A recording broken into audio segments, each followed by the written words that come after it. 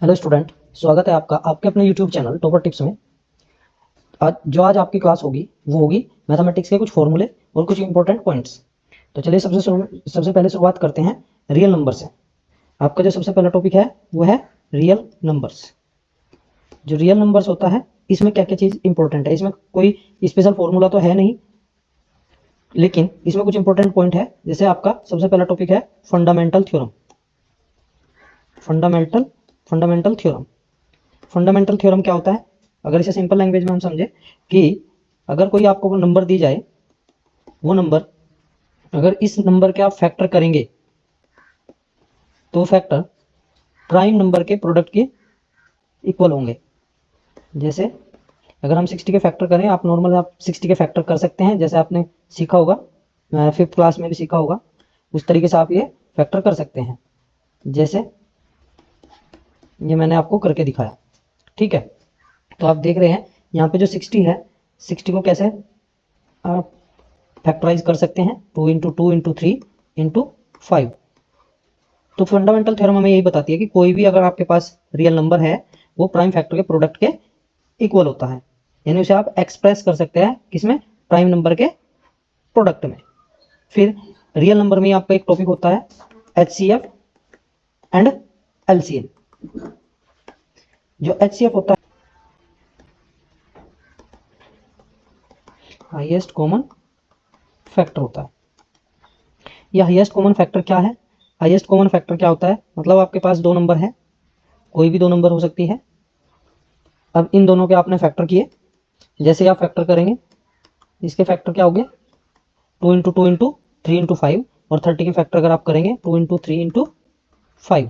तो आप इसमें ये देख लीजिए सबसे ज़्यादा कॉमन कौन कौन से हैं। एक 2 इंटू 3 इंटू 5 और 2 इंटू 3 इंटू 5 दोनों में है, तो यही क्या हुआ, हाईएस्ट कॉमन फैक्टर हुआ, ठीक है। उसके बाद आपका नेक्स्ट पॉइंट होता है इसमें LCM। ये जो LCM होता है, तो LCM क्या होता है आपका,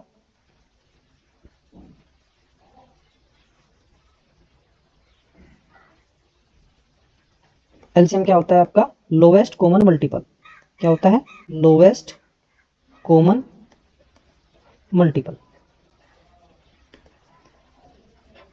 मतलब इसमें आपको क्या देखना होता है, मैं आपको मतलब बस मेन पॉइंट बता रहा हूँ। जैसे आपने HCF निकाल लिया था, हाईएस्ट कॉमन फैक्टर निकाला था आपने, इसी में ही जो बचे हुए फैक्टर होते हैं, जो बची हुई टर्म होती है उसकी भी मल्टीप्लाई कर दीजिए, ठीक है। जो बची हुई यानी रिमेनिंग प्राइम नंबर जो होंगी उनकी मल्टीप्लाई HCF में कर दीजिए, तो क्या आ जाएगा आपका, लोवेस्ट कॉमन मल्टीपल आ जाएगा, ठीक है। एक रिलेशन बहुत इंपॉर्टेंट है इसमें, क्या रिलेशन है, वो रिलेशन है आपका क्या, HCF into LCM is equal to first number into second number. मतलब इस पे बेस्ड क्वेश्चन पूछा जाता है। तो इस पे बेस्ड क्वेश्चन कैसे पूछा जाएगा, आपको ये चार टर्म है, आपके पास चार टर्म है, LCM, HCF, first number, second number. तो आपको इनमें से कोई भी तीन टर्म दे देगा क्वेश्चन में, और फोर्थ टर्म आपसे पूछ लेगा। जैसे आपको HCF दे दिया, फर्स्ट नंबर दे दी, सेकंड नंबर दे दी, तो आपको क्या करना है, अगर आपके पास फर्स्ट नंबर, सेकंड नंबर और HCF गिवन है, तो आप LCM कैसे निकाल लेंगे, LCM is equal to first number into second number upon HCF, ठीक है। ये आपका फॉर्मूला बन जाता है। इसके भी बहुत मतलब इसके भी क्वेश्चन पूछे जाते हैं एग्जाम में। LCM LCM into HCF is equal to product of two number. ये भी आपसे क्वेश्चन पूछ लिया जाता है, ठीक है। उसके बाद आपका नेक्स्ट टॉपिक है वो है पोलिनोमियल। क्या है, पोलिनोमियल।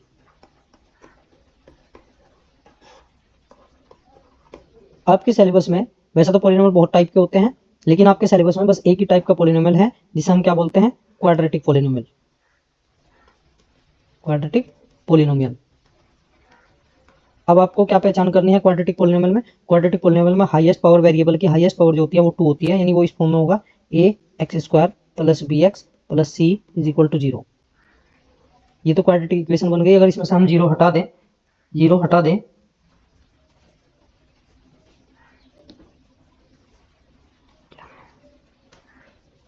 अगर जीरो हटा दें तो ये बन जाएगा आपका क्वाड्रेटिक पोलिनोमियल, ठीक है। अब इस क्वाड्रेटिक पोलिनोमियल में आपसे क्या क्या क्वेश्चन पूछ सकता है, इस क्वाड्रेटिक पॉलिनोमियल में आपसे पूछ सकता है जीरोज या sum of zeros, product of zeros, या फिर आपसे और क्या पूछ सकता है इससे आपको एक जीरोज दे दिया जाएगा और आपसे दूसरा जीरोज फाइंड कर लिया जाएगा। आपको एक बात ध्यान रखनी है, ये वेरिएबल की हाईएस्ट पावर यहाँ पे 2 है, तो इसके दो ही जीरोज होंगे। जीरोज क्या क्या होते हैं? Alpha and beta. ये हुआ अल्फा, ये हुआ बीटा।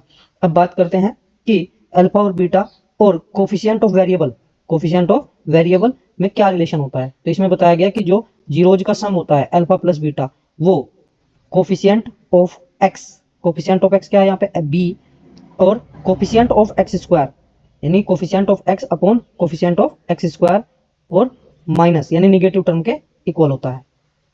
ये रिलेशन होता है किसमें? सम ऑफ जीरोज और कोफिशिएंट ऑफ वेरिएबल। ठीक, उसके बाद एक होता है प्रोडक्ट ऑफ जीरोज यानी alpha into beta. Product of zeros में क्या आ जाएगा? Alpha into beta. अब और is equal to C upon A, C upon A. ये आपके क्या हो गए? दो जीरोज हो गए, दो जीरोज अल्फा एंड बीटा। और ये क्या हो गए आपके? कोफिशिएंट और कांस्टेंट टर्म। ये जो सी होता है ना, सी के साथ कोई वेरिएबल नहीं है, तो इसीलिए क्या बोलते हैं इसे? कांस्टेंट। क्या बोलते हैं इसे? कांस्टेंट बोलते हैं। ठीक, ये हो गया इनका रिलेशन। अच्छा, एक रिलेशन आपसे क्या पूछा जाएगा? एक आपको जीरोज दे दिए जाएंगे, ये जीरोज दे दिए जाएंगे और पॉलिनोमियल पूछ लिया जाएगा। पॉलिनोमियल क्या पूछा जाएगा? पॉलिनोमियल पूछा जाएगा आपसे कि भाई आपके पास दो जीरोज है, एक अल्फा और एक बीटा। ठीक, एक अल्फा और एक बीटा। तो इससे बनने वाला जो पॉलिनोमियल होगा वो क्या होगा? पॉलिनोमियल बनाने का एक फॉर्मूला है, एक मेथड है, वो क्या है? X square minus sum of zeros यानी alpha plus beta into x plus alpha into beta. ये रिलेशन, सॉरी, ये पॉलिनोमियल फाइंड करने की एक इक्वेशन है। ठीक, इससे ज्यादा इसमें नहीं पूछा जाता। उसके बाद आता है आपका नेक्स्ट टॉपिक, क्या? Linear equation, linear equations in two variable, two variables. Linear equation in two variable क्या होती है भाई? सबसे पहले तो आप यही पढ़ें। Linear equation in two variable से मतलब है जिसमें दो वेरिएबल हो, ठीक, और उनकी हाईएस्ट पावर 1 हो, उसे linear equation in two variable बोलेंगे। जैसे एक एग्जांपल से समझते हैं हम, a x plus b y plus c is equal to 0, जहां पे ए एंड बी ये रियल नंबर है। ठीक, a x plus b y plus c, यहाँ पे जो x है और जो ये y है, ये दोनों क्या है? वेरिएबल है। ये एक linear equation in two variable है, यानी एक ऐसी लीनियर इक्वेशन जिसमें दो वेरिएबल होते हैं। अब इसमें आपसे किस किस टाइप के क्वेश्चन पूछता है? एक तो ग्राफिकल, इसमें सोल्व करने के 4 मेथड है। एक तो होता है आपका क्या? एक तो होता है आपका ग्राफिकल मेथड, ग्राफिकल मेथड। ठीक, एक होता है आपका एलिमिनेशन मेथड,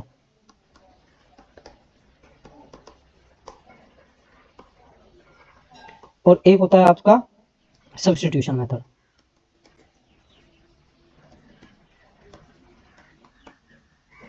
और एक होता है क्रॉस मल्टीप्लिकेशन मेथड। ये 4 मेथड होते हैं, लेकिन जो ये वाला मेथड है आपके सिलेबस में से डिलीट है, तो इसकी आपको जरूरत नहीं है फिलहाल समझने की, क्योंकि अभी आप एग्जाम की प्रिपरेशन कर रहे हैं, इसीलिए जरूरी नहीं है कि आप इसे अभी सीखें, बाद में सीख लेना। अब बचे ये वाला मेथड, एक ये एलिमिनेशन मेथड और एक सब्स्टिट्यूशन मेथड। जो बोर्ड एग्जाम में आपसे क्वेश्चन पूछा जाएगा वो ऐसा पूछा जाएगा जिसमें आपको बस वेरिएबल की वैल्यू फाइंड करनी होगी, न कि आपसे ये कोई एलिमिनेशन मेथड या सब्स्टिट्यूशन मेथड अप्लाई नहीं किया जाता। मतलब आप इन दोनों में से कोई भी मेथड अप्लाई कर सकते हैं, लेकिन जो ये ग्राफिकल मेथड है, ये ग्राफिकल मेथड का अलग ही क्वेश्चन आता है, उसमें ग्राफिकली आपसे पूछा जाएगा। ठीक है, यानी इसमें आपको क्या करना होता है? ग्राफ बनाना होता है, और ग्राफ बनाकर तब आपको बताना होगा कि इसके जो वेरिएबल है उनकी वैल्यूज क्या क्या है। अच्छा, आपको एक बात और ध्यान रखना है कि जो linear equation in one variable है, नाम से ही पता चल रहा है लीनियर, तो इसीलिए इसका जो ग्राफ आएगा वो ग्राफ स्ट्रेट लाइन आएगा। ग्राफ कैसा आएगा? स्ट्रेट लाइन आएगा। ठीक, अगर आपका बनाया हुआ ग्राफ स्ट्रेट लाइन नहीं है तो आपका क्वेश्चन गलत है, यानी आप सॉल्यूशन जो कर रहे हैं वो गलत कर रहे हैं। ठीक है, अब हम थोड़ा सा और डिस्कशन कर लेते हैं ग्राफिकल मेथड के बारे में, क्योंकि एलिमिनेशन मेथड और सब्स्टिट्यूशन मेथड के लिए तो क्वेश्चन कराने पड़ेंगे, वो बाद में कराएंगे हम। अभी फिलहाल हम थोड़ा सा मोटा मोटा सा डिस्कशन कर रहे हैं। तो अगर हम बात करें ग्राफिकल मेथड की, तो ग्राफिकल मेथड में कुछ पॉइंट्स होते हैं, वो आपको ध्यान रखना है, क्योंकि उससे रिलेटेड क्वेश्चन आपसे पूछ लिया जाएगा और बहुत सिंपल सा क्वेश्चन आपसे पूछा जाएगा। अगर आपको पता होगा तो आप इजीली आंसर दे पाएंगे। वो क्या क्या है देखिए जरा। अगर आपने ग्राफ बनाया, क्या बनाया, ग्राफ, आपने सबसे पहले तो आपको दो इक्वेशन दी जाएगी, a1x plus b1y plus c1 is equal to 0। Suppose करो एक इक्वेशन ये होगी, एक दूसरी इक्वेशन होगी a2x plus b2y plus c2 is equal to 0। Suppose करो ये दो इक्वेशन है आपके पास। तो इनसे आपको एक ग्राफ इससे बनाना है, एक ग्राफ इससे, एक ही ग्राफ पेपर में बनेंगे दोनों, ठीक है। अगर ग्राफ जो आया, अगर वो ग्राफ इंटरसेक्टिंग लाइन आती है, यानी ये दोनों की जो लाइन आप बनाओगे, लीनियर ग्राफ जो बनेगा, अगर वो इंटरसेक्टिंग लाइन आई, इंटरसेक्टिंग लाइन, तो इंटरसेक्टिंग लाइन का मतलब है उसके यूनिक सॉल्यूशन होंगे। ये आपको ध्यान रखना है। ऐसे ही क्वेश्चन पूछ लिया जाता है कि यूनिक सॉल्यूशन कैसे होंगे, यूनिक सॉल्यूशन होगा या नहीं होगा, ठीक। दूसरा पॉइंट ये है कि अगर वे लाइन कैसे हो, कोइंसाइड हुई, अगर लाइन कोइंसाइड, कोइंसाइड से मतलब होता है ओवरलैप कर रही हो, एक दूसरे के ऊपर ओवरलैप कर रही हो, उस केस में इनफाइनाइटली इनफाइनाइटली मैनी सॉल्यूशन होंगे, ठीक। तीसरा केस आता है आपका, तीसरा केस आता है कि अगर लाइन पैरेलल आती है, अगर लाइन कैसी आती है, पैरेलल आती है, पैरेलल लाइन के केस में नो सॉल्यूशन आएगा, ठीक, नो सॉल्यूशन। तो आपको क्या करेंगे, आपसे क्वेश्चन कैसे पूछा जाएगा कि इंटरसेक्टिंग लाइन बोल दिया आपको, इंटरसेक्टिंग लाइन बोल दिया, तो आपको बताना है इनमें से कौन सा सॉल्यूशन सही है, तो मतलब कौन सा आंसर इसका सही होगा, यूनिक सॉल्यूशन होगा, इनफाइनाइटली मैनी सॉल्यूशन होगा या नो सॉल्यूशन होगा। तो आपको कैसे पता चलेगा, वो पता चलेगा ग्राफ बना के। लेकिन कुछ क्वेश्चन, कभी कभी क्वेश्चन में क्या बोल देता है, डायरेक्ट ग्राफ का नाम ही नहीं लेता, बस डायरेक्ट पूछ लेता है कि यूनिक सॉल्यूशन होंगे या इनफाइनाइट या नो सॉल्यूशन, यानी ग्राफ का नाम ही नहीं लेता। अगर ग्राफ का नाम लिया जाए तो आपको ग्राफ बनाना है, अगर ग्राफ नहीं है, यानी ग्राफ के बारे में कुछ पूछा ही नहीं है, तो उस केस में आप क्या करेंगे, आपको जो दो इक्वेशन दी गई है a1x plus b1y plus c1 is equal to 0, a2x plus b2y plus c2 is equal to 0, तो इन दोनों में आप एक रिलेशन चेक कर लेंगे कि a1 upon a2, b1 upon b2 and c1 upon c2, ये तीनों, ये आपको क्या करना है, इनकी वैल्यू निकाल लेनी है। पहले a1 अपॉन a2 की वैल्यू निकाल लो, b1 अपॉन b2 की वैल्यू निकाल लो, c1 अपॉन c2 की वैल्यू निकाल लो। अगर ये तीनों वैल्यू आपने निकाल ली, उसके बाद आप चेक करो कि a1 upon a2 upon b1 upon b2 अगर इज नॉट इक्वल टू, यानी ये आपस में इक्वल नहीं आए, तो इस केस में होगा यूनिक सॉल्यूशन, यूनिक सॉल्यूशन, ठीक है। इस केस में तो होगा यूनिक सॉल्यूशन। और मैंने अभी अभी आपको बताया था यूनिक सॉल्यूशन कब होता है, जब इंटरसेक्टिंग लाइन होती है। यानी कहने का मतलब ये है कि अगर a1 upon a2 is not equal to b1 upon b2 आता है, तो इसका मतलब है यूनिक सॉल्यूशन है, और यूनिक सॉल्यूशन से मतलब है इंटरसेक्टिंग लाइन है, ठीक है। दूसरी कंडीशन ये है कि अगर आपने a1 अपॉन a2 भी निकाल लिया, b1 अपॉन b2 भी निकाल लिया, c1 अपॉन c2 भी निकाल लिया, अब आपने पाया कि a1 upon a2 is equal to तो है b1 अपॉन b2 के, लेकिन c1 अपॉन c2 के इक्वल नहीं है, तो इस केस में होगा आपका पैरेलल लाइन। क्या होगा भाई, पैरेलल लाइंस, ठीक। तो पैरेलल लाइन किसके लिए था, नो सॉल्यूशन, इस केस में क्या होगा, नो सॉल्यूशन, ठीक। अच्छा, दो केस हो गए, यानी इस केस में आपको ग्राफ बनाने की जरूरत नहीं है, आप डायरेक्ट आंसर दे सकते हो। तीसरा पॉइंट है आपका, अगर a1 upon a2 is equal to b1 upon b2 is equal to c1 upon c2 आ जाता है, तो उस केस में आपके लिए क्या आएगा, इसके लिए होगा आपका कोइंसाइड लाइन, कोइंसाइड लाइन। अब कोइंसाइड लाइन के लिए मैंने अभी थोड़ी देर पहले बताया था क्या, कि ये ओवरलैप तो करती है, ओवरलैप कब करेंगी, ओवरलैप तब करेगी जब मैनी सॉल्यूशन होंगे, इनफाइनाइटली मैनी सॉल्यूशन, ठीक। ये आपका यहां तक आप स्क्रीनशॉट ले सकते हैं। उसके बाद आपका नेक्स्ट पॉइंट है, बहुत इंपॉर्टेंट पॉइंट है कि अगर यूनिक सॉल्यूशन है, अगर यूनिक सॉल्यूशन है या फिर इनफाइनाइटली मैनी सॉल्यूशन है, तो दोनों केस में कंसिस्टेंट होगा, कंसिस्टेंट कंसिस्टेंट कंडीशन होगी। और अगर नो सॉल्यूशन वाली कंडीशन आती है, नो सॉल्यूशन वाली अगर कंडीशन आती है, तो नो सॉल्यूशन वाली कंडीशन में इनकंसिस्टेंट, ये आपको ध्यान रखना है, ठीक है। ये linear equation in one variable वाली कंडीशन खत्म, ठीक है। उसके बाद आपको क्या करना है, इसी के लिए एक एल्जेब्रिक फॉर्मूले होते हैं जो आपको आर एस अग्रवाल की बुक में या नेट पे मिल जाएंगे। सारे एल्जेब्रिक फॉर्मूले आपको लर्न करने हैं, ठीक है, क्योंकि अभी इतना टाइम नहीं है कि मैं आपको एक एक फॉर्मूला समझाऊं। ठीक, जैसे एल्जेब्रिक फॉर्मूले को आप एल्जेब्रिक आइडेंटिटी भी बोलते हैं, आइडेंटिटी, ठीक है, एल्जेब्रिक आइडेंटिटी। जैसे आपका क्या हो गया, ए प्लस बी का whole square, a square plus B square plus 2ab। अगर यहाँ पे माइनस आ जाता है तो यहाँ पे आ जाएगा माइनस। एक होता है आपका ए स्क्वायर माइनस बी स्क्वायर, ये हो जाएगा आपका ए प्लस बी और ए माइनस बी। ये आपके इस तरीके से फॉर्मूले बन जाते हैं। ऐसे ही क्यूब में भी होता है, ठीक है, बहुत सारे फॉर्मूले हैं। तो आप सभी स्टूडेंट ये फॉर्मूले जो हैं याद करें अच्छे से। ठीक, उसके बाद नेक्स्ट आता है आपका, नेक्स्ट है आपका क्वाड्रेटिक इक्वेशन।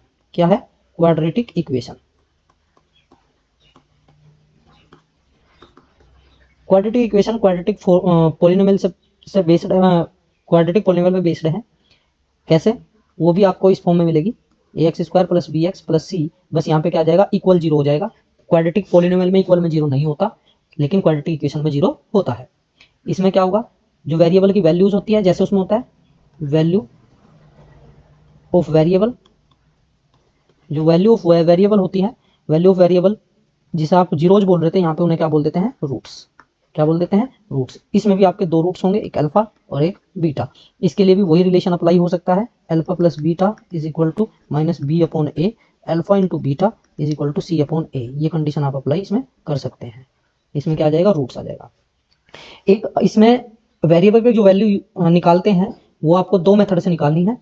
दो मेथड कौन कौन से हैं, एक तो फैक्टराइजेशन मेथड, फैक्टराइजेशन मेथड, और दूसरा है क्वाड्रेटिक फॉर्मूला, क्वाड्रेटिक फॉर्मूला। ये जो क्वाड्रेटिक फॉर्मूला है ये सदाबहार फॉर्मूला है। जिन बच्चों से फैक्टराइजेशन मेथड नहीं आता है वो क्वाड्रेटिक फॉर्मूला तैयार करके जाएं अच्छे से, और डायरेक्ट फॉर्मूले में वैल्यू पुट करें और सोल्व कर दें। इससे उस इक्वेशन के भी रूट्स निकल जाते हैं जो फैक्टराइजेशन मेथड से नहीं निकाल पाते। ठीक है, अब ये क्वाड्रेटिक फॉर्मूला होता क्या है। क्वाड्रेटिक फॉर्मूला को समझने से पहले आपको एक चीज समझनी होगी, डिस्क्रिमिनेट। क्या समझनी होगी, डिस्क्रिमिनेट। अब ये जो डिस्क्रिमिनेट होता है उसे हम डी से रिप्रेजेंट करते हैं, और डी जो होता है बी स्क्वायर माइनस 4ac। अब ये बी कहाँ से आया, ये बी आया यहाँ से, कोफिशिएंट ऑफ एक्स, ठीक है, और ए क्या है, कोफिशिएंट ऑफ एक्स स्क्वायर। क्या हो गया भाई, कोफिशिएंट ऑफ एक्स और कोफिशिएंट ऑफ एक्स स्क्वायर, ठीक है। कौन है coefficient of x, coefficient of x हो गया आपका बी, और कोफिशिएंट ऑफ एक्स स्क्वायर हो गया ए। ठीक, ये दो मेथड, वो दो चीज आपको ध्यान रखनी है। और सी क्या है, सी है कांस्टेंट टर्म। अब ये हो गया आपका डिस्क्रिमिनेट, ये आपको ध्यान रखना है डिस्क्रिमिनेट क्या होता है। अब जो क्वाड्रेटिक फॉर्मूला है, अब इसके बारे में डिस्कस करते हैं। क्वाड्रेटिक फॉर्मूला होता है आपका, अगर अल्फा निकालना है तो minus B plus root D upon 2a, एक फॉर्मूला ये बन गया। फिर है beta is equal to minus B, बस यहाँ पे आ जाएगा माइनस प्लस की जगह रूट डी अपॉन 2a। इसीलिए इस फॉर्मूले को आप ऐसे भी लिख सकते हैं, अल्फा बीटा कुछ भी निकालना हो, minus B plus minus root D upon 2a। ठीक है, ये आपका क्वाड्रेटिक फॉर्मूला हो गया। ठीक, ये आपके लिए बहुत इंपॉर्टेंट है, आप इसे पढ़ते जाएं। उसके बाद आता है, इसी पे एक क्वेश्चन पूछ लिया जाता है, nature of root. Nature of roots, जो नेचर ऑफ रूट्स होते हैं वो कैसे निकालना है। देखिए, आपको निकालना है डी यानी डिस्क्रिमिनेट। अगर इस डिस्क्रिमिनेट की वैल्यू जीरो से बड़ी आ जाती है, जीरो से बड़ी आ जाती है यानी पॉजिटिव आ जाती है, तो उस केस में रियल एंड डिस्टिंक्ट रूट होंगे। ठीक, रियल रूट होंगे और डिस्टिंक्ट यानी अलग अलग रूट होंगे। अगर डी की वैल्यू जीरो आ जाती है, डी की, देखो यहाँ पे डी की वैल्यू ग्रेटर देन जीरो है, यहाँ पे डी की वैल्यू इक्वल टू जीरो है, तो इस केस में क्या होगा, रूट्स जो है वो रियल होंगे एंड इक्वल होंगे, रियल एंड इक्वल रूट्स। ठीक, आपको ये ध्यान रखना है।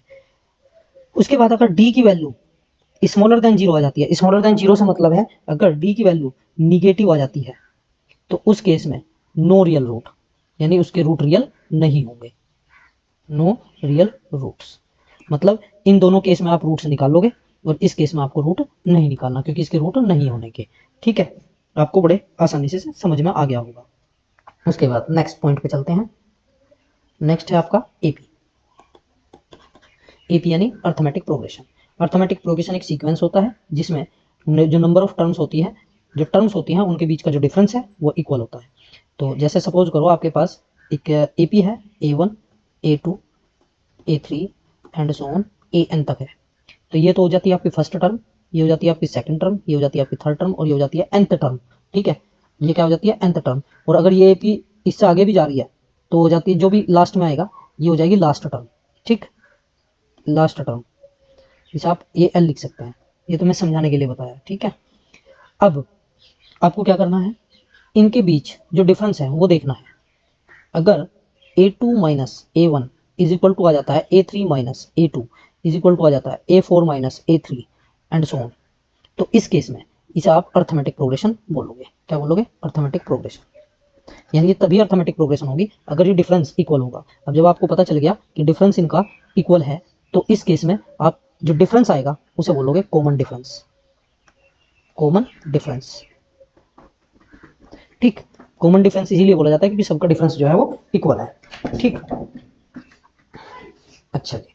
उसके बाद जब कॉमन डिफरेंस आ गया आपका, उसके बाद आप क्या करोगे, इसमें आपको nth टर्म फाइंड करने का एक फॉर्मूला याद रखना है, an जिसे हम कहेंगे, और वो होता है आपका a plus n minus one into D, जहाँ पे a क्या है फर्स्ट टर्म, n क्या है नंबर ऑफ टर्म, d क्या है डिस्क्रिमिनेंट, सॉरी कॉमन डिफरेंस। क्या है? Common difference. ध्यान रखना यहाँ पे जो n होता है वो कभी भी निगेटिव नहीं होता, यानी ऑलवेज पॉजिटिव होता है।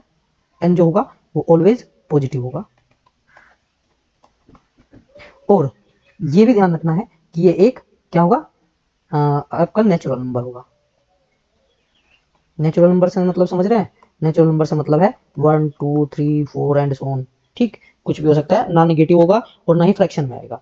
ठीक है, उसके बाद अगर लास्ट से पूछ ले जाए, यानी nth term from last, nth term from last, अगर लास्ट से nth टर्म फाइंड कर ली जाए तो आपसे क्या करेंगे, आप कैसे करेंगे, an is equal to L minus, जहाँ पे एल क्या हो जाएगा last term, n minus one into D, मतलब कोई ज्यादा डिफरेंस नहीं है, यहाँ पे a है और यहाँ पे l आ जाएगा। ठीक, ये आ गया आपका nth टर्म फाइंड करने का फॉर्मूला। उसके बाद एक फॉर्मूला आपका है sum of nth term find करने का, sum of n term of NAP, AP की एन टर्म फाइंड करने का एक फॉर्मूला, उसे क्या रिप्रेजेंट करेंगे, एस एन होता है आपका n by two A plus N minus one into D. आप ये चीज देख रहे होंगे कि यहाँ पे क्या है, यहाँ पे a plus N minus one into D है, यहाँ पे क्या है 2a, बस यहाँ पे 2 की मल्टीप्लाई हो गई, बाकी सेम है, और यहाँ पे n बाई टू की और मल्टीप्लाई हो गई। अच्छा, अगर आपके पास फर्स्ट टर्म भी है और लास्ट टर्म भी है, यानी आपके पास कोई एपी है, उस एपी में आपके पास फर्स्ट टर्म भी है और लास्ट टर्म भी है, तो उसके लिए formula a plus L into N by two, ये वाला फॉर्मूला भी आप अप्लाई कर सकते हैं, लेकिन ये तब होगा अगर आपके पास फर्स्ट टर्म और लास्ट टर्म दोनों हो। ठीक है, उसके बाद क्या आता है आपका, नेक्स्ट है आपका अर्थमेटिक प्रोग्रेशन हो गया, उसके बाद आता है ट्रिग्नोमेट्री। मुझे पता है ट्रिग्नोमेट्री सभी बच्चों को टफ लगती है,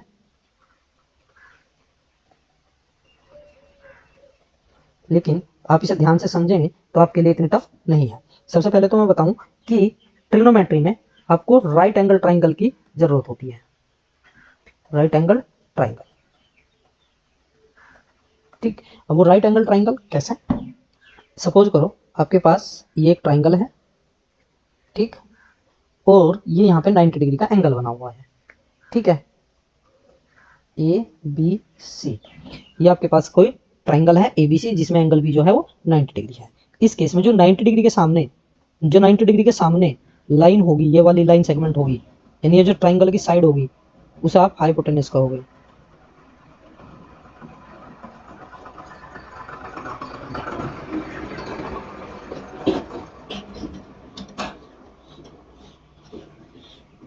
हाँ जी, जो 90 डिग्री के सामने की साइड होगी उसे क्या कहोगे आप, हाइपोटेनस।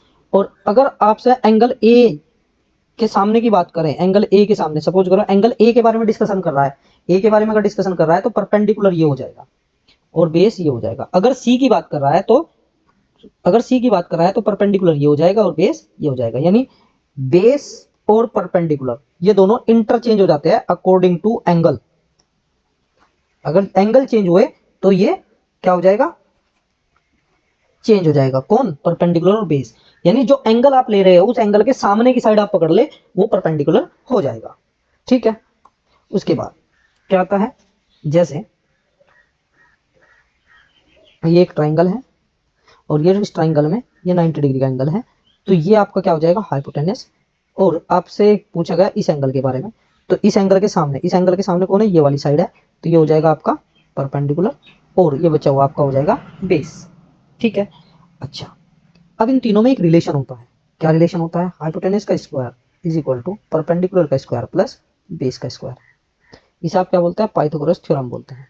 क्या बोलते हैं, पाइथागोरस थ्योरम बोलते हैं। तो अब मैं आपको क्या बता रहा था कि जो राइट एंगल ट्राइंगल होता है उसमें तीन चीज होती है, क्या क्या, हाइपोटेनियस, एक इनमें से परपेंडिकुलर हो जाएगा, सपोज करो ये थीटा है तो ये परपेंडिकुलर, और ये बेस, इन तीनों में एक रिलेशन होता है, हाइपोटेनस का square is equal to perpendicular का स्क्वायर प्लस बेस का स्क्वायर। इसे आप क्या बोलते हैं, पाइथागोरस थ्योरम बोलते हैं। उसके बाद इसमें जो मेन टॉपिक है आपका वो है ट्रिग्नोमेट्रिक रेशियोज।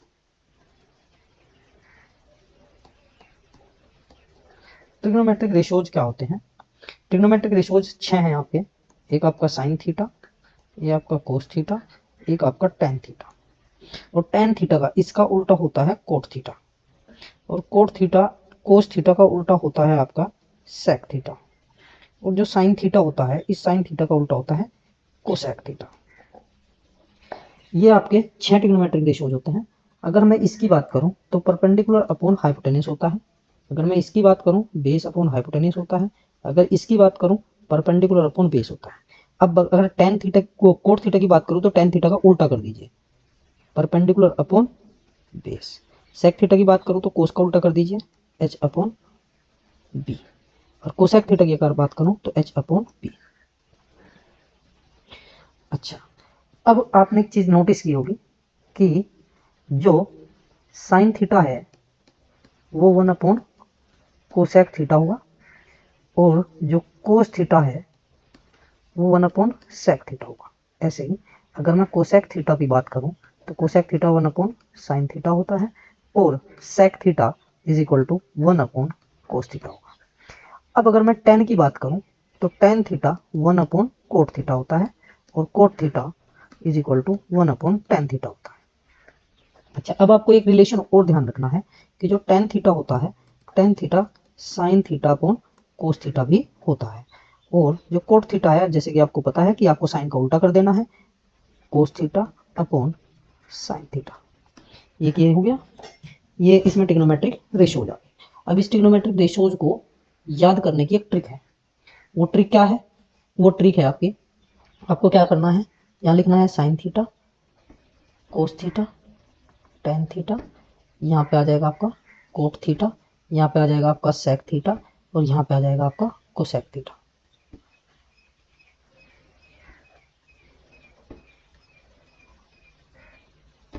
ठीक, अब ये हो गया आपका परपेंडिकुलर अपॉन हाइपोटेनस, ये होता है आपका बेस अपॉन हाइपोटेनस, और ये होता है आपका परपेंडिकुलर अपॉन बेस। अब यहाँ ध्यान दें, जो साइन थीटा है वो पी अपॉन एच है, और कोसेक थीटा उल्टा पढ़ लो H upon B, cos theta B upon H है, और सेक थीटा इसको उल्टा पढ़ो H upon B, tan theta P upon B, cot theta B upon P, उल्टा हो जाएगा। अच्छा, इसे आप याद कैसे रखें, जैसे कि आपका अपना नल्ला पाकिस्तान, पाकिस्तान के ऊपर आपको याद हो जाएगा, ठीक है, बहुत आसानी से। कैसे, पाकिस्तान भूखा प्यासा, हिंदुस्तान हरा भरा, आप ऐसे याद कर लें, पाकिस्तान भूखा प्यासा, हिंदुस्तान हरा भरा। इसे याद कैसे करें, सबसे पहले तो देखो साइन कोस टेन ऐसे याद करोगे, ऐसे ही फिर कोट उल्टा, मतलब इधर से ऐसे घूमना है ऐसे, ठीक है, sine cos tan cot sec cosec, sine cos tan cot sec cosec, यानी आप जैसे घड़ी की सुई घूमती है ना, ऐसे घूमना है। ठीक, तो sine theta cos theta tan theta cot theta sec theta cosec theta, आप ऐसे लिख लेंगे घड़ी की सुई की तरह। अब जैसे आप ऐसा लिख लेंगे फिर आपको क्या करना है, आपको लिखना है पाकिस्तान भूखा प्यासा, हिंदुस्तान हरा भरा। ठीक, बस आपका ये याद हो जाएगा। ठीक है, उसके बाद आता है आपका ट्रिग्नोमेट्रिक आइडेंटिटीज, जो कि बहुत जरूरी है। ट्रिग्नोमेट्रिक आइडेंटिटीज की एक एक्सरसाइज है जो ट्रिग्नोमेट्री में लास्ट एक्सरसाइज होती है, वो भी आपको याद रखनी है सारी ट्रिग्नोमेट्रिक आइडेंटिटीज। सबसे पहले trigonometric identities, sine square theta plus cos square theta is equal to 1। अब इस sine square theta plus cos square theta is equal to 1 से आप एक और आइडेंटिटी बना सकते हैं, साइन स्क्वायर थीटा, कोस को उधर ले जाओ क्या हो जाएगा 1 माइनस कोस स्क्वायर थीटा, क्योंकि इधर प्लस था, ऐसे कोस स्क्वायर थीटा की अगर वैल्यू निकालनी है तो 1 माइनस साइन स्क्वायर थीटा। ये ट्रिग्नोमेट्रिक आइडेंटिटी इससे बनी, आपको अलग से कुछ याद नहीं करना है, ये याद रखो, इसी से बन जाएगी। ठीक है, एक तो ट्रिग्नोमेट्रिक आइडेंटिटी हो गई। दूसरी ट्रिग्नोमेट्रिक आइडेंटिटी क्या होती है? दूसरी होती है आपका sec square theta minus tan square theta is equal to 1। Sec square theta 1 plus tan square theta लिख सकते हैं आप। ऐसे ही अगर आपको टेन की वैल्यू निकालनी है तो टेन की वैल्यू कैसे निकाल लेंगे? Tan square theta is equal to sec square theta minus 1। ये आपकी दूसरी ट्रिग्नोमेट्रिक आइडेंटिटी होगी।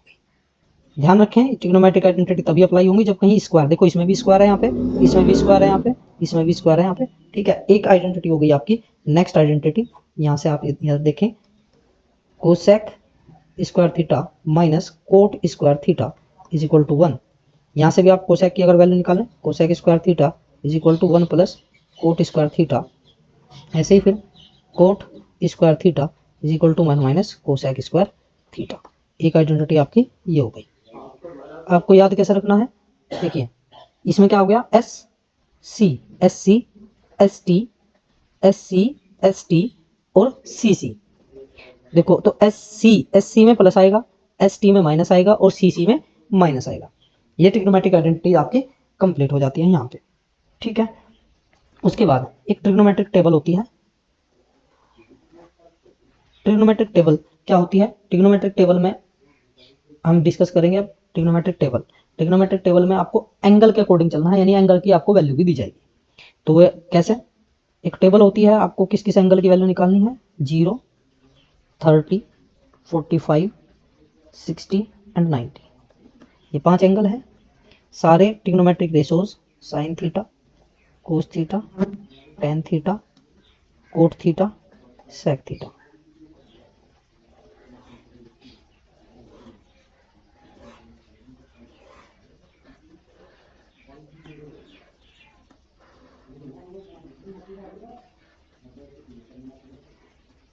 तो पहली बात तो अगर आप ये टेबल याद कर ले तो ज़्यादा बेहतर। अगर याद नहीं होती है तो आपको क्या करना है, जो मैं बता रहा हूँ उस तरीके से आप जाके एग्जाम में टेबल बना ले। यहाँ लिख के 0, यहाँ लिख के 1, यहाँ लिख के 2, यहाँ लिख के 3, यहाँ लिख के 4। सबको 4 से डिवाइड कर दो, सबको 4 से डिवाइड कर दो।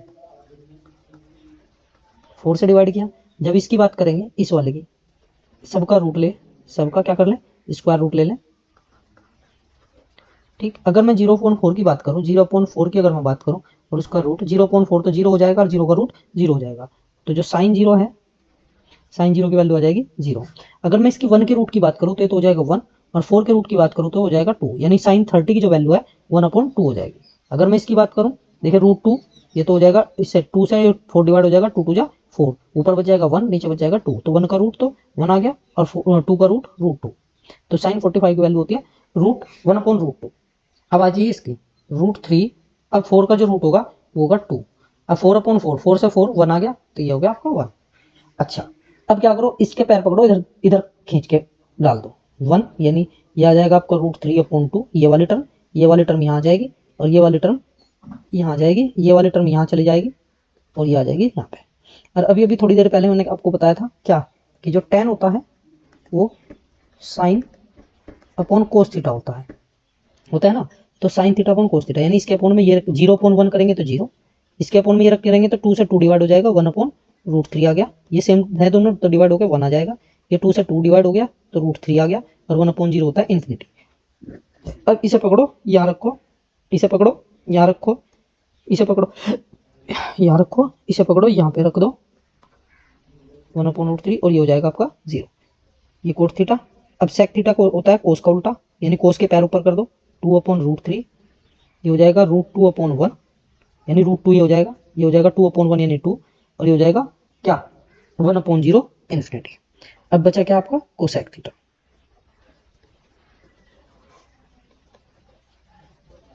अब जो कोसेक थीटा है इसे पकड़ो, यहाँ लिखो, ठीक है, ये 2, ये √2, ये 2/√3 और ये 1। ये आपकी ट्रिग्नोमेट्रिक टेबल कंप्लीट हो जाती है यहाँ। ठीक, ये आपकी ट्रिग्नोमेट्रिक टेबल भी कंप्लीट हो जाती है। उसके बाद आपकी नेक्स्ट जो टॉपिक है वो है क्या, नेक्स्ट टॉपिक है आपका area related to circle, area related to circle. तो आपको पता ही है सर्कल की शेप कुछ ऐसी होती है, ठीक। तो सर्कल की शेप ये ऐसी होती है, तो ये जो जिस समय मैं पेन चला रहा हूँ ये हो गई सर्कमफ्रेंस, क्या हो गई सर्कमफ्रेंस, ठीक। ये सर्कमफ्रेंस हो गई, और सर्कल का ये हो गया सेंटर, और सेंटर से जो ये हमने सर्कमफ्रेंस तक की लाइन बनाई ये हो गया रेडियस, क्या हो गई रेडियस। रेडियस को हम सर्कल की जो रेडियस होती है उसे हम किससे रिप्रेजेंट करते हैं, आर से रिप्रेजेंट करते हैं। तो जो सर्कमफ्रेंस होती है वो होती है 2πr। और अगर हम इसे कंप्लीट ज्वाइन कर दे सेंटर से मिलते हुए तो ये हो जाएगा डायमीटर, और डायमीटर होता है 2 इंटू रेडियस, ठीक है। अच्छा, अगर मैं सर्कल की बात करूं, सर्कल का एरिया होता है ये होता है सर्कल का एरिया। जो सर्कल का एरिया होता है, एरिया ऑफ सर्कल, वो होता है पाई आर स्क्वायर, क्या होता है पाई आर स्क्वायर, ठीक। ये तो हो गया सर्कल की बात। अब सर्कल से रिलेटेड कुछ पॉइंट होते हैं, कुछ फॉर्मूले होते हैं, वो भी आपको ध्यान रखना है क्योंकि उन पे ही क्वेश्चन आते हैं ज़्यादा। ये बना सर्कल, ठीक है, ये हो गया सेंटर। अब सर्कल और सेंटर, इसमें क्या कर दो, सर्कल का की सर्कमफ्रेंस को कोई एक पार्ट ले लो, ये पार्ट हो जाएगा आर्क, क्या हो जाएगा आर्क। तो अगर आपको आर्क देखनी है तो यहाँ पे दो आर्क बनी, एक आर्क तो ये यहाँ से यहाँ तक, एक आर्क बनी ऊपर बड़ी वाली, तो दो आर्क बन गई। तो ये छोटे वाली आर्क होगी माइनर आर्क, क्या हो गई माइनर आर्क। और ये जो बड़ी वाली है इसे बोले हैं मेजर आर्क। अब जो माइनर आर्क है, जो माइनर आर्क है तो उसकी लेंथ अगर पूछ रहा हो, लेंथ ऑफ माइनर आर्क, तो लेंथ ऑफ माइनर आर्क क्या होगी। अब आप ध्यान रखें, आप देखें कि ये जो है सेंटर के साथ, ये जो आर्क है, ये आर्क सेंटर के साथ कितना एंगल बना रही है, सपोज करो ये थीटा एंगल बना रही है। तो इसके लिए आ जाएगा आपकी जो सर्कमफ्रेंस, सर्कल की जो सर्कमफ्रेंस है वो मल्टीप्लाई में थीटा अपॉन 360, ठीक है, वो क्या हो जाएगा थीटा अपॉन 360। और अगर मेजर आर्क की बात करें, अगर मेजर आर्क के लिए बात करें तो मेजर आर्क में क्या आ जाएगा 2πr minus length of minor arc, ठीक है, समझ गए। ऐसे ही ये हो गया।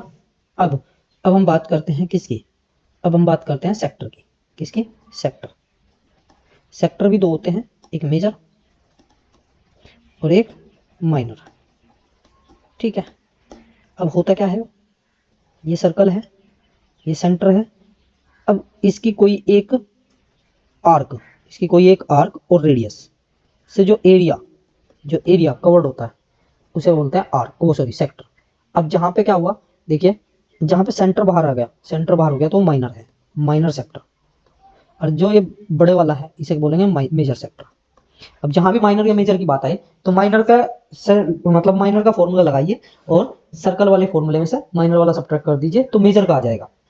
तो देखिए क्या हो गया, अगर मैं बात करूं किसकी, area of minor arc, minor sorry ये क्या होगा, एरिया ऑफ माइनर सेक्टर।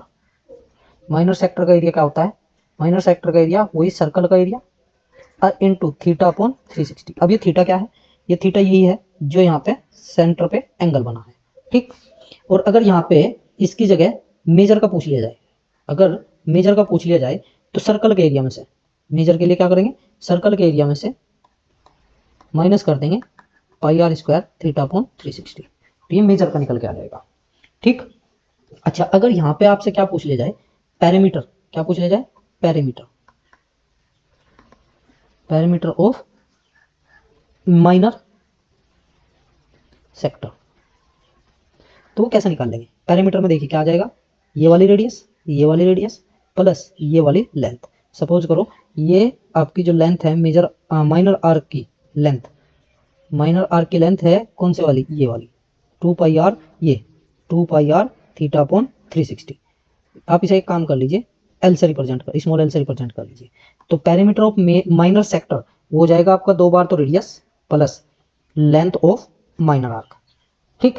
ऐसे अगर मेजर के बारे में बात करेगा यहाँ पे तो 2r प्लस कैपिटल एल यानी बड़े वाली लेंथ, ठीक है जी।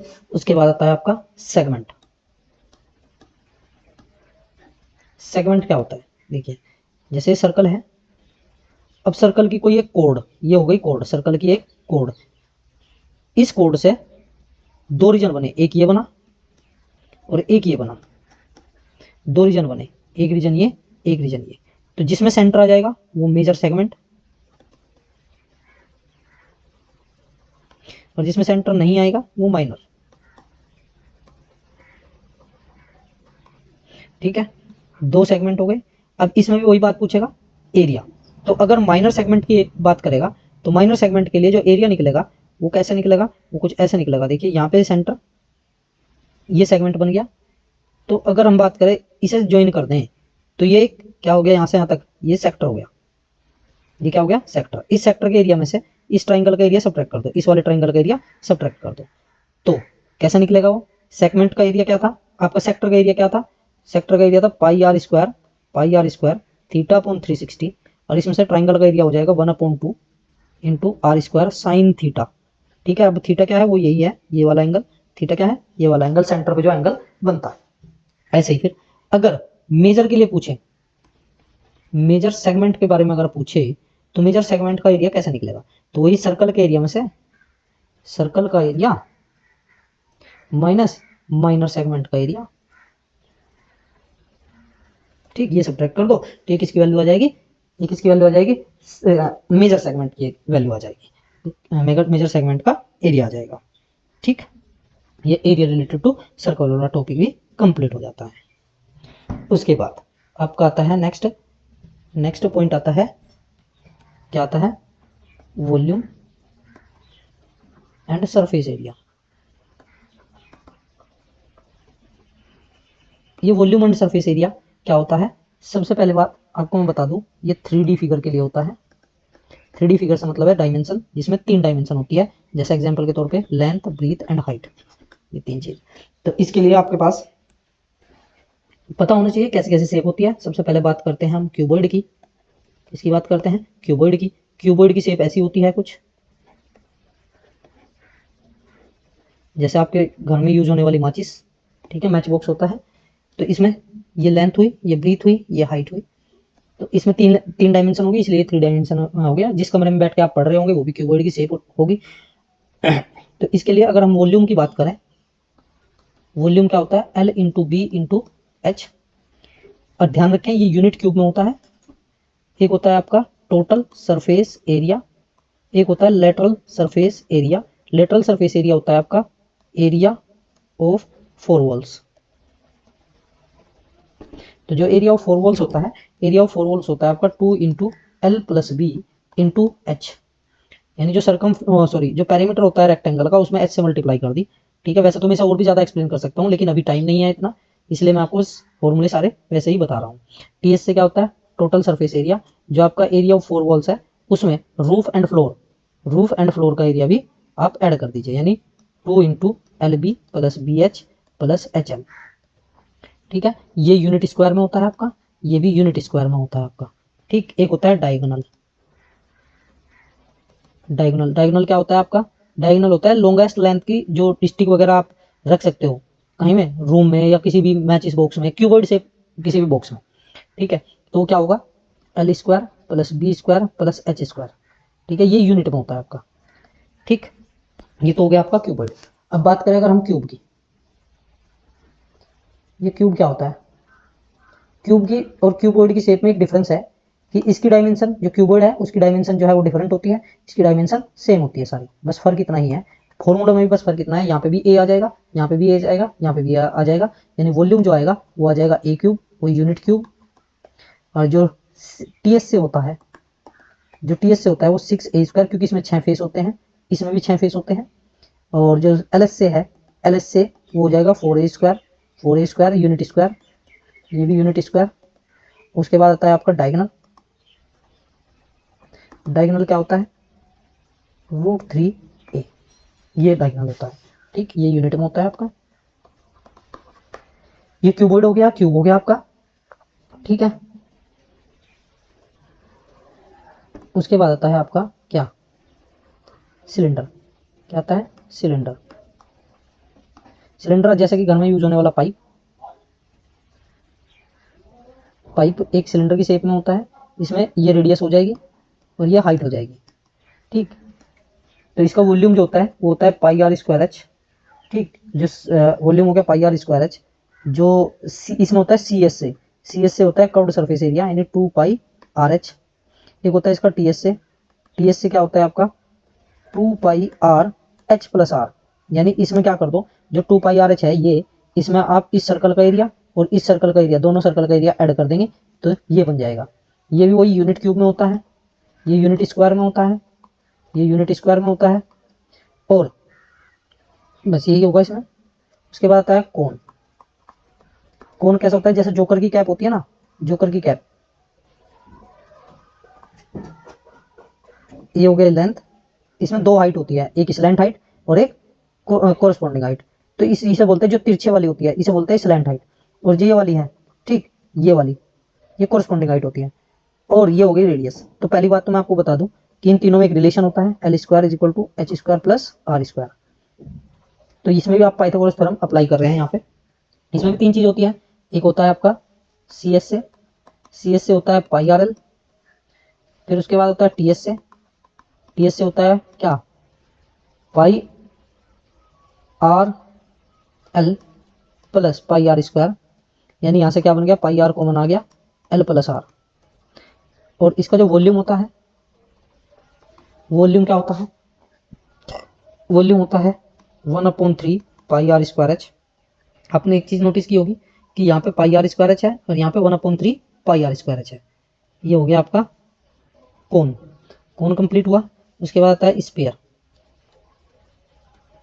स्फीयर क्या होता है, जैसे एक बॉल होती है ना घर में जो बच्चे खेलते हैं, उस बॉल की तरह होता है स्फीयर। देखो ध्यान रखना, सर्कल और स्फीयर में फर्क होता है, ठीक। सर्कल 2 डायमेंशन फिगर है और स्फीयर 3 डायमेंशन फिगर है। तो अगर मैं इसके सी एस से की बात करूं तो वो टी एस से के ही इक्वल होगा। वो कितना होता है आपका 4πr²। और अगर वॉल्यूम की बात करूं, वॉल्यूम हो जाता है आपका 4/3 πr³। ध्यान रखना, जहां भी एरिया है वहां यूनिट स्क्वायर आएगा, और जहां वॉल्यूम है वहां पे यूनिट क्यूब आएगा। उसके बाद आता है आपका हेमीस्फीयर। हेमीस्फीयर जैसे घर में यूज होने वाला कटोरा, ठीक। ये हेमीस्फीयर है, ये रेडियस हो गई। तो अगर इसके वॉल्यूम की बात करूं तो इसका हाफ कर दीजिए 2/3 πr³। और अगर मैं इसके सी एस से की बात करूं तो टी एस, इसके सी एस से का हाफ कर दीजिए 2πr²। और अगर टी एस से की बात करूं, ये ध्यान रखना कि टी एस से का मतलब होता है, मतलब एरिया से मतलब होता है जितना एरिया आपको टच कर सकते हो, आप टच कर सकते हो वो एरिया सारा इंक्लूड होगा, ठीक है। तो टी एस से में आ जाएगा 3πr²। ऐसा कैसा आया, ये वाला एरिया और इंक्लूड हो गया, ये πr² है ना, ये वाला एरिया, ये πr² और इसमें इंक्लूड हो गया, ठीक। तो ये हो गया आपका मेंसुरेशन के टॉपिक के सारे फॉर्मूले, ठीक। ये हो गए मेंसुरेशन के फॉर्मूले सारे। उसके बाद आता है स्टैटिस्टिक्स। आपको पता ही है स्टैटिस्टिक्स में 3 सेंट्रल टेंडेंसी होती है। सेंट्रल टेंडेंसी, सेंट्रल टेंडेंसी कौन कौन सी होती है, सेंट्रल टेंडेंसी होती है मीन, मीडियन एंड मोड, ठीक है। आपके सिलेबस में ज़्यादा टफ वाला पोर्शन नहीं है। तो अगर मैं बात करूं किसकी, सबसे पहले मीन की। मीन को सोल्व करने के लिए, मीन निकालने के लिए 3 मेथड यूज होते हैं। मीन को निकालने के लिए 3 फॉर्मूले, 3 मेथड यूज हो सकते हैं। 3 में से आपके सिलेबस में बस 2 ही है, 2 ही मैं बता रहा हूं आपको बस। एक डायरेक्ट मेथड और एक होता है आपका assumed mean method. Assumed mean method, जो डायरेक्ट मेथड है वो सीधा आपका क्या है, डायरेक्ट फॉर्मूला है इसका m = सिग्मा fx/σf, जहां पे सिग्मा fx क्या है, यानी फ्रीक्वेंसी और mid value, frequency and mid value का प्रोडक्ट का सम। ये सिग्मा का मतलब होता है सबमिशन, यानी पहले आप क्या कर लीजिए, फ्रीक्वेंसी ले लीजिए सारी अलग अलग और मिड वैल्यू निकाल लीजिए, यानी जो क्लास इंटरवल होगा, क्लास इंटरवल की मिड वैल्यू, यानी क्लास इंटरवल की मिड वैल्यू निकाल लीजिए, ठीक। और सिग्मा fx यानी फ्रीक्वेंसी का सम, यानी सबमिशन। और सीधा आप क्या कर लें, फिर इस फॉर्मूले में पुट करें और सोल्व कर दें। एक मेथड तो हो गया आपका ये। दूसरा मेथड होता है आपका m = a + sigma f × d/σf, जहां पे a क्या है, a है आपका एज्यूम्ड मीन, यानी आपने कोई एक मीन एज्यूम कर लेना है और वो एज्यूम करने के बाद आपको क्या करना है, उसकी वैल्यू यहाँ लेनी है। और अब बाई बात ये डी क्या है, ये डी होती है आपकी x माइनस ए, यानी मिड वैल्यू, क्लास इंटरवल की मिड वैल्यू और एज्यूम्ड मीन। ठीक, ये फॉर्मूला आप ऐसे अप्लाई करेंगे। ठीक, ये दो ही फॉर्मूले आपके सिलेबस में है। और आपसे अगर डायरेक्ट कोई क्वेश्चन अनग्रुप्ड डेटा का कोई डायरेक्ट क्वेश्चन आता है तो उसके लिए आप क्या कर सकते हैं, mean is equal to sum of all observation upon sum number of term, number of term. ये आपके मीन के फॉर्मूले कंप्लीट हो जाते हैं। उसके बाद आता है मीडियन। मीडियन के फॉर्मूले अलग अलग केस में अलग अलग होते हैं। एक तो होता है पहले अनग्रुप्ड डेटा के लिए, अगर हम बात करें किसके लिए, अनग्रुप्ड डेटा के लिए। तो अनग्रुप्ड डेटा के लिए क्या कैसे निकाल लेंगे, अनग्रुप्ड डेटा के लिए आपके पास होता है, अगर अनग्रुप्ड डेटा में नंबर ऑफ टर्म्स यानी n की जो वैल्यू है वो ओड हो, अगर n की वैल्यू ओड है तो उस केस में आप क्या करेंगे, mean is equal to n plus 1 upon 2 और टर्म, यानी इस नंबर की टर्म। पहले आप क्या कर लेंगे, ये भी ध्यान रखना है असेंडिंग ऑर्डर का यूज करना है। सबसे पहले असेंडिंग ऑर्डर, यानी जितना भी डेटा दे रखा होगा उसे असेंडिंग ऑर्डर में लिखेंगे और असेंडिंग ऑर्डर में लिखने के बाद उसके ये फॉर्मूला अप्लाई करेंगे। ये फॉर्मूला अप्लाई करने के बाद आप देखेंगे क्या आया, जो सा नंबर आएगा वही टर्म आपको, उसी नंबर की टर्म आपको ले लेनी है, वही मीन आ जाएगी, मीडियन आ जाएगी। अगर if n is equal to a1, अगर n की वैल्यू a1 है तो उस केस में मीन क्या हो जाए, मीडियन क्या हो जाएगी, उस केस में मीडियन हो जाएगी n upon 2 term plus n upon 2 plus 1th term upon 2, यानी n अपॉन 2 टर्म करिए, n upon 2 plus 1th term निकालिए। अब इसकी वैल्यू पुट करेंगे, यानी जो भी टर्म आएगी इसकी वैल्यू पुट करेंगे, दोनों का सम आएगा उसका हाफ कर देंगे, वही क्या आ जाएगी, मीडियन आ जाएगी उस केस में जिस केस में इवन ऑब्जर्वेशन हो। ठीक है, ये तो हो गया आपका सिंपल अनग्रुप्ड डेटा के लिए। अगर आपके पास हो ग्रुप्ड डेटा, तो ग्रुप डेटा के लिए आप क्या करें, ग्रुप डेटा के लिए आपके पास फॉर्मूला क्या है, ग्रुप डेटा के लिए फॉर्मूला होता है आपके पास median is equal to L plus N by 2 minus C F upon F into H. ये फॉर्मूला है, आपको ध्यान रखना है। एल यानी लोअर लिमिट, ठीक, lower limit of median class. ठीक है, इसे क्या कहेंगे, lower limit of median class, यानी आपको सबसे पहले मीडियन क्लास देखनी है, उसकी लोअर लिमिट लेनी है। एन क्या है, सम ऑफ ऑल ऑब्जर्वेशन, और आप उसका हाफ कर दीजिए, उसी से पता चल जाएगा कि मीडियन क्लास कौन सी है। सी एफ आपको लेनी है, सी एफ लेनी है प्रीवियस क्लास की सी एफ, मीडियन क्लास से जो पहली क्लास होगी उसकी सी एफ, और फ्रीक्वेंसी क्या लेनी है, उसी क्लास की फ्रीक्वेंसी जिस क्लास में मीडियन क्लास होगी जो। एच हो जाएगा difference between lower limit and upper limit, upper limit और लोअर लिमिट के बीच का डिफरेंस। उसके बाद आता है आपका मोड।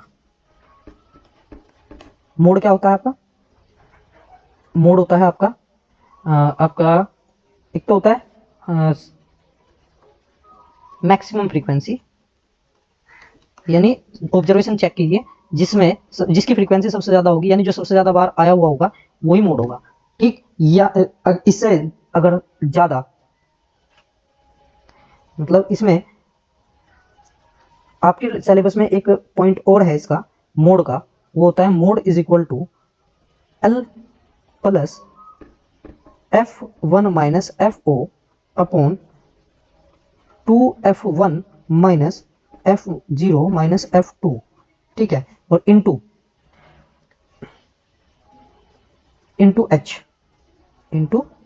एच। ठीक, ये फॉर्मूला भी मोड का ही है। ठीक, ये है फॉर्मूला आपका मोड का। अब ये स्टैटिक्स आपकी कंप्लीट हो जाती है, स्टैटिक्स में इससे ज्यादा फॉर्मूले नहीं पूछे जाते। इसके बाद आता है आपका नेक्स्ट और लास्ट चैप्टर प्रोबेबिलिटी। बहुत आसान सा चैप्टर है, इसको स्कोर करने के लिए सबसे आसान चैप्टर है प्रोबेबिलिटी। ठीक है, प्रोबेबिलिटी में आपको क्या करना है, प्रोबेबिलिटी ऑफ श्योर इवेंट जो होता है वो 1 होता है, और प्रोबेबिलिटी नॉट अ इवेंट जो होता है वो 0 होता है। ठीक, हमेशा प्रोबेबिलिटी 1 और 0 के बीच रहती है, यानी 0 और 1 के बीच रहती है, ना 0 से छोटी होती और ना ही 1 से बड़ी होती, यानी निगेटिव नहीं होती प्रोबेबिलिटी। ये बात आपको ध्यान रखनी है। मैक्सिमम प्रोबेबिलिटी 1 होगी और मिनिमम प्रोबेबिलिटी 0 होगी। ठीक है, एक तो ये बात आपको ध्यान रखनी है। दूसरा, प्रोबेबिलिटी ऑफ इवेंट, किसी इवेंट के होने की जो प्रोबेबिलिटी है वो क्या होती है, number of favourable outcomes upon total outcomes. ये आपका फॉर्मूला होता है। ठीक है, आज की क्लास में बस इतना ही। आपसे मैं आशा करता हूं कि ये सारे के सारे फॉर्मूले आप याद करके जाएंगे। ये वीडियो आप 2-3 बार देख सकते हैं। अच्छे से आप ये वीडियो देखेंगे तो आपको ये सारे फॉर्मूले याद हो जाएंगे। आपको एक बात और ध्यान रखनी है कि ये फॉर्मूले आपको अप्लाई करने हैं क्वेश्चन को पढ़ के।